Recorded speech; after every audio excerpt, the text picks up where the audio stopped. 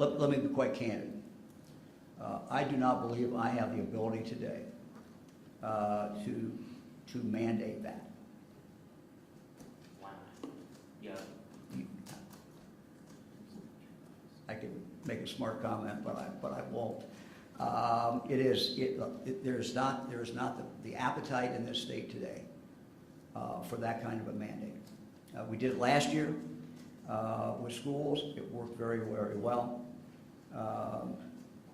There's not the appetite in this state to do that. I do not effectively have the ability to do that. But what I do have the ability to do, and what our health department has the ability to do, is to tell what the facts are.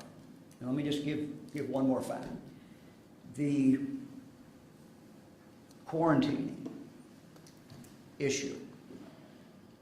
Quarantining goes back decades and maybe centuries, I suppose. Well predates COVID. And you saw what happened last year. What we found out is that when kids were masked in a classroom, if Sally was even 3 feet away from Billy and Billy had COVID, we didn't see much spread. And so we were able, for those who were wearing masks in a classroom when kids were masked, we were able to say to them, you do not have to quarantine that child. Your son, your daughter does not have to be quarantined. And that was a pulling back from what the CDC said. And that was a pulling back from what's traditional. But we said when everyone was wearing a mask, you could do that. And so I would just, again, point that out to our schools and point that out to parents that as they make decisions about that your child who plays sports, your child who's in the theater, your child who's in debate, whatever they love to do, there's nothing more important than the child being able to find something, a passion that they have, that they love to do. If you want your child to play sports,